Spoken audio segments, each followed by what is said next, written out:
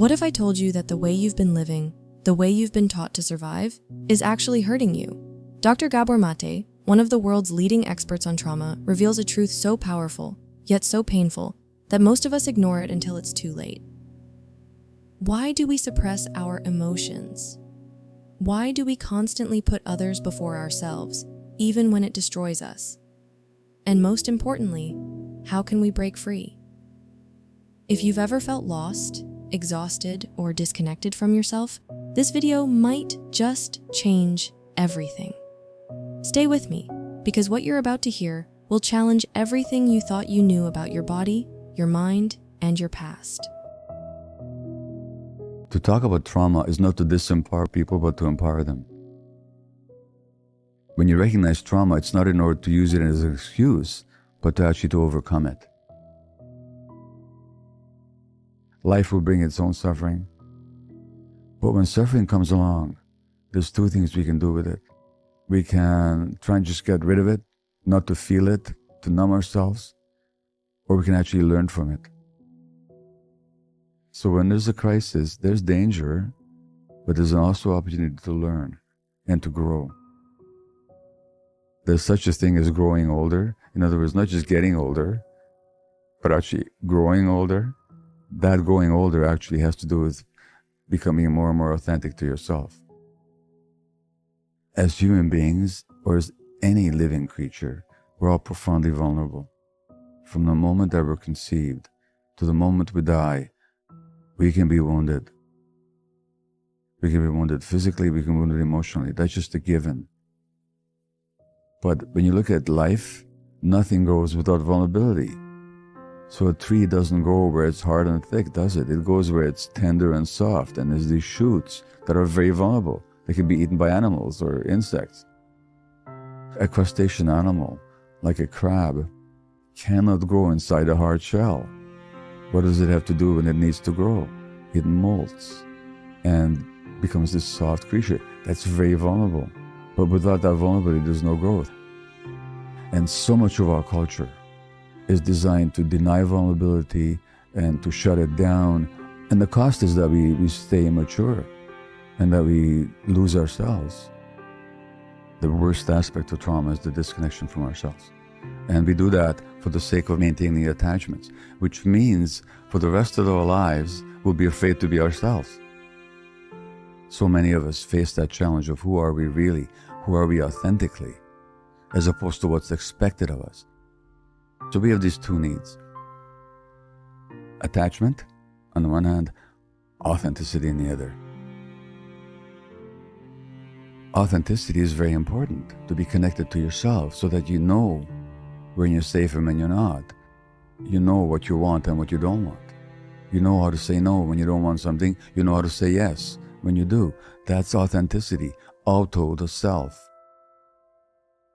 People pleasers are the ones who gave up, not by conscious choice, but as a matter of survival, their authenticity in order to stay liked and accepted and attached with. But then they carry that on in the rest of their lives.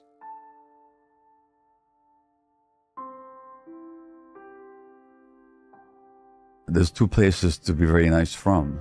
One is just genuine human compassion and concern for others, but you're still grounded in yourself. But a lot of people are very nice because they are afraid not to be. Because they weren't liked who they were, they weren't loved for who they were. Being nice was their way of getting the love and the attention they needed. If you're authentic, you might lose some attachment relationships. That's going to be painful. But which pain would you rather have? The pain of being authentic and losing some friendships that were no friendships at all? Or the pain of losing yourself and all its implications and all its impacts on the body?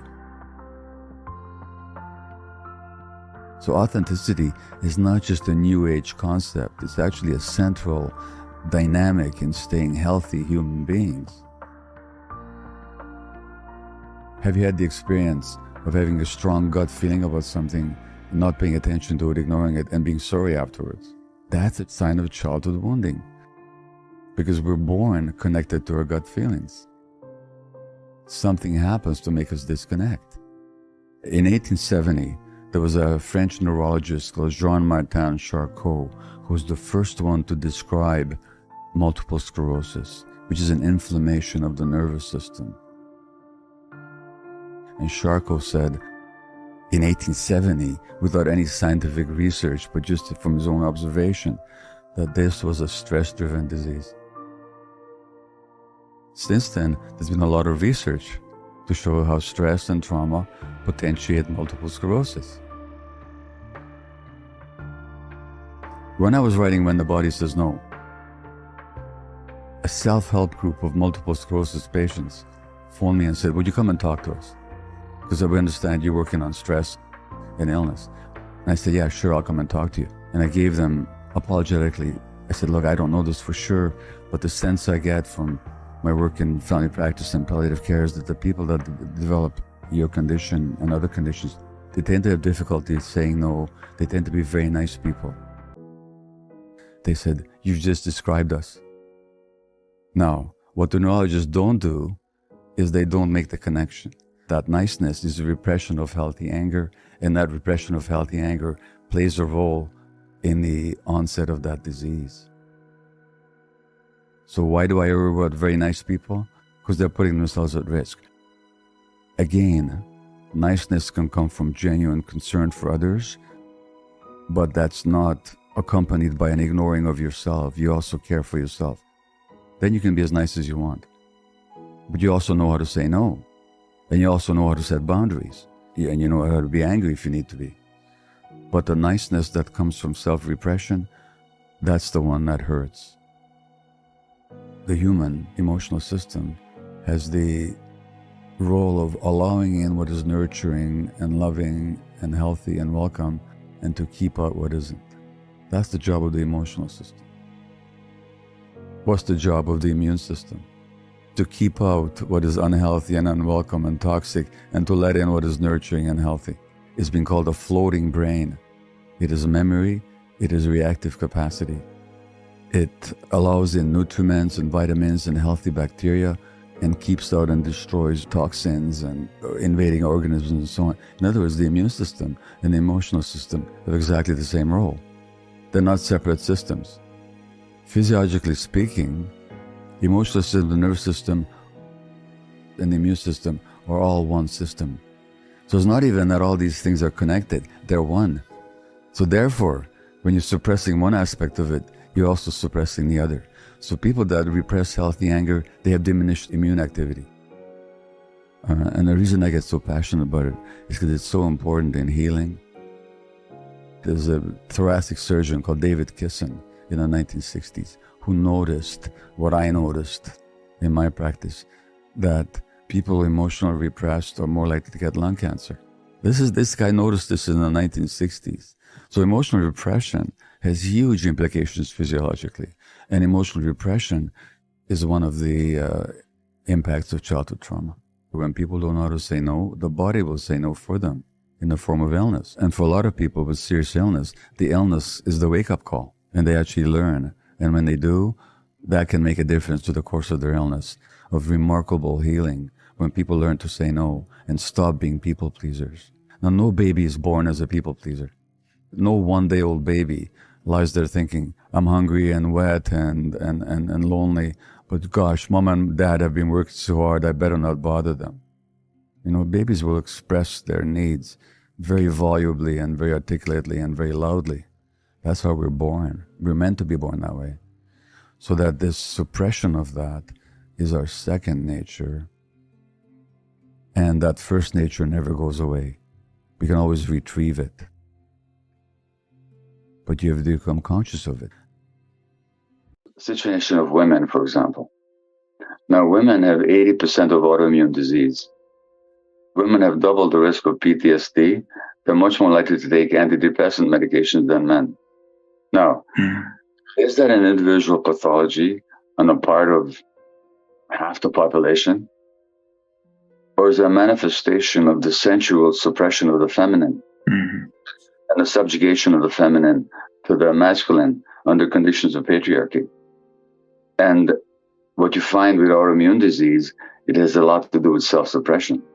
So very often, the woman gets autoimmune disease because this society expects women to suppress their own healthy anger. And like under COVID, for example, there was a study in the States that showed that women took on the stresses of their families and their husbands, and they felt guilty that they couldn't ease the stresses of their families. Now,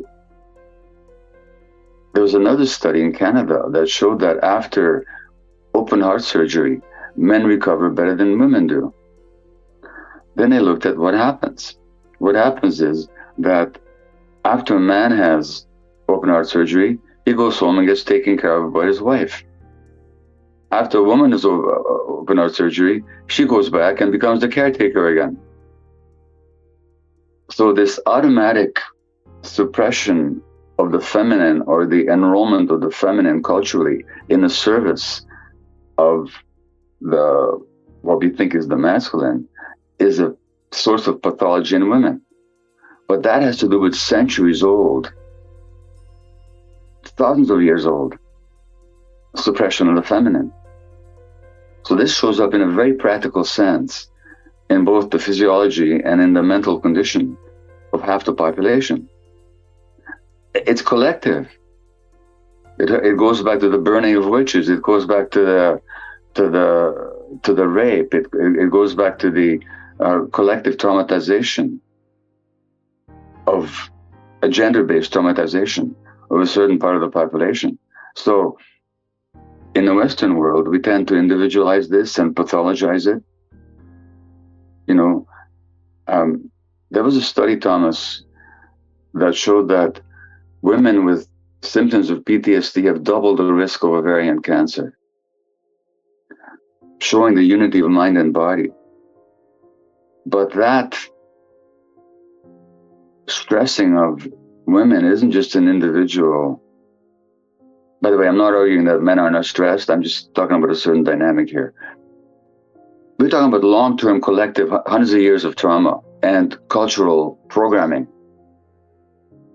Now, when that intersects with race, for example, then you get the situation where Black or colored or non-Caucasian women have multiple the risk of autoimmune disease, even higher than Caucasian women. And in Canada, an Indigenous woman has 6 times the rate of rheumatoid arthritis than that of a non-Indigenous non-woman. Thank you for taking the time to watch this video. Remember, your healing starts with understanding and reconnecting with yourself. If this resonated with you, share it with someone who might need to hear it too. Let's grow together, one step at a time.